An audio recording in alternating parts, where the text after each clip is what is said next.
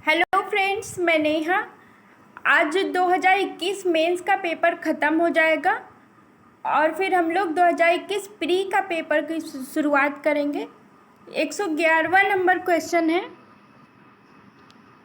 और आगे जो मैं इसमें ट्रिक बताती हूँ या कुछ भी तो उसको याद रखना है। और ये क्यों इम्पोर्टेंट होता है प्रीवियस ईयर, मैं पहले कई बार बता चुकी हूँ।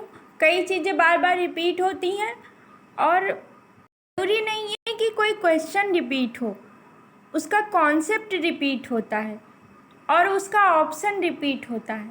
अगर आपको प्रीवियस ईयर का अच्छे से नॉलेज नहीं है तो आपको सिलेबस भी नहीं पता होगा, और अगर सिलेबस नहीं पता होगा तो आप कुछ भी मोटी मोटी किताबें बैठ के पढ़ रहे होंगे जो आगे आर ओ में कोई भी एग्ज़ाम में, यूपी पीसीएस है या किसी भी एग्ज़ाम में काम नहीं आने वाला है। तो इस बात को ध्यान रखना है। फिलहाल हम लोग क्वेश्चन करते हैं। प्रशांत महासागर में स्थित गैलापागोस द्वीप समूह के संदर्भ में कौन सा कथन सही है? यहाँ पे है क्वेश्चन, इसकी उत्पत्ति ज्वालामुखी गतिविधि के द्वारा हुई है, तो ये सही है।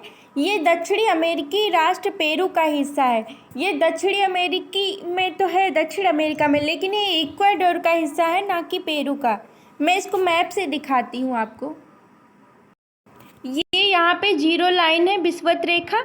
यहाँ से विषुवत रेखा गुजरती है इक्वाडोर से, और ये यहाँ पे गैलापागोस द्वीप है जो इक्वाडोर के अंडर में है। और भी इसके बारे में कुछ चीज़ें हैं। गैलापागोस द्वीप या द्वीप जो है समूह प्रशांत महासागर में इक्वाडोर के तट से लगभग 1000 किलोमीटर की दूरी पर है और यह भूमध्य रेखा के निकट है, जो अभी मैंने मैप में दिखाया।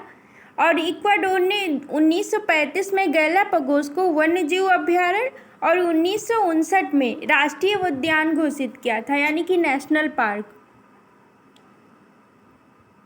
और इसे गैलापागोस द्वीप को यूनेस्को द्वारा विश्व धरोहर स्थल के रूप में भी चिन्हित किया गया था। यहाँ पे भी लिखा हुआ है, ये देखिए, 1935 में वन्यजीव अभयारण्य, 1959 में गैलापागोस द्वीप को नेशनल पार्क घोषित किया गया था। आई होप आप लोग को समझ में आया होगा मैप भी देख के कि गैलापागोस कहाँ है। वो इक्वाडोर के पास में है, उसके अंडर में है, और वो मतलब वो विषुवत रेखा को पार करता है। हम अगले क्वेश्चन की तरफ बढ़ते हैं। अगला क्वेश्चन नटराज मूर्ति के बारे में है। यह मूर्ति नृत्य करते हुए 4 हाथों वाले शिव का प्रतिनिधित्व करती है। अपने दाएं कान में वह एक पुरुष का कुंडल पहने हैं और बाएं में एक महिला का।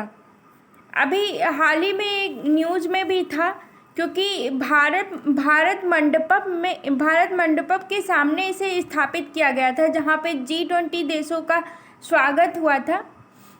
और इसके बारे में जाने, नटराज मूर्ति के बारे में, तो माना जाता है कि 9वीं से 11वीं शताब्दी के बीच में मूल रूप से यह चोलों द्वारा निर्मित किया गया था। मैं अभी इसकी फ़ोटो दिखाती हूँ नटराज मूर्ति की। ये देखिए, ये भारत मंडपम के सामने का दृश्य है। शिव जी की मूर्ति है नृत्य करते हुए, और ये कांच से धातु से बनी हुई है। देखिए, यहाँ पे एक लखनऊ से क्वेश्चन एक और आ गया। पीछे भी एक क्वेश्चन आया था कि सी मैप केंद्रीय औषधि और संगंध पौध संस्थान कहाँ पे है, तो लखनऊ में आया था। ये पीछे आ चुका है क्वेश्चन। और यहाँ पे है कि उत्तर प्रदेश कृषि अनुसंधान परिषद किस स्थान पर है, तो उत्तर प्रदेश कृषि अनुसंधान परिषद भी लखनऊ में है और इसकी स्थापना जुलाई 1989 में हुई थी। और अगर देखें ना, तो भारतीय गन्ना अनुसंधान संस्थान जो 1952 में स्थापना की गई थी, वो भी लखनऊ में है। तो यूपी स्पेशल के लिए लखनऊ में क्या क्या चीज़ें हैं, ये चीज़ें ध्यान रखना बहुत ज़रूरी है। सी मैप है, कृषि अनुसंधान परिषद है, गन्ना अनुसंधान संस्थान है, ये सब लखनऊ में है।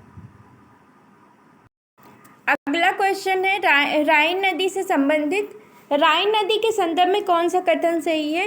राइन नदी उत्तरी जर्मनी की औद्योगिक गतिविधियों के लिए एक महत्वपूर्ण मार्ग है।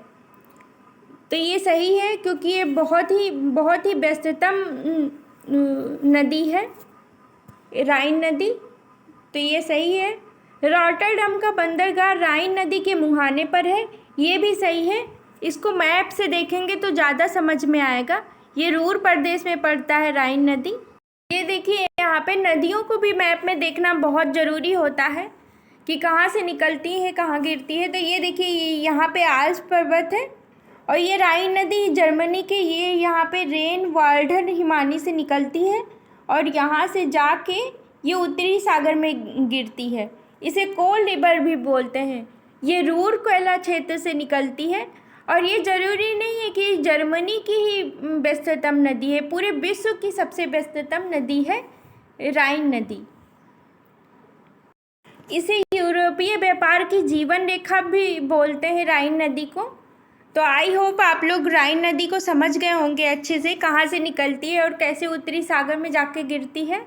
ये क्वेश्चन कई बार पूछा जा चुका है और यहाँ पे ये चीज़ें पूछी है ना कि जर्मनी की औद्योगिक गतिविधियों के लिए रॉटरडम का बंदरगाह राइन नदी के मुहाने पर है, लेकिन कई क्वेश्चन ऐसे पूछे हैं कि वो कहाँ से निकलती है कहाँ गिरती है। और ये भी क्वेश्चन आता है कि रूर प्रदेश किसे बोलते हैं, तो जर्मनी को बोलते हैं। ये सब क्वेश्चन प्रीवियस ईयर में आ चुके हैं और ये आते रहते हैं। यही याद रहेगा तो आप अच्छे से वहाँ पे एग्ज़ाम सेंटर में करके आएंगे। और बहुत सारी चीज़ आप मोटी मोटी किताबें पढ़ के बैठे हैं तो कई बार वो चीज़ें काम नहीं आती हैं। अगला क्वेश्चन है कि भारत के प्रथम जलवायु परिवर्तन पर राष्ट्रीय कार्य योजना को कब लागू किया गया? तो ये 2008 में लागू किया गया था। ये भी क्वेश्चन रिपीट हुआ है। भारत के प्रथम जलवायु परिवर्तन पर राष्ट्रीय कार्य योजना, तो ये 2008 में लागू हुआ था। ये देखिए यूपी स्पेशल का क्वेश्चन है कि कौन सा स्थान उत्तर प्रदेश के ज़िले में फेमस है? देवा शरीफ है, ये बाराबंकी में है।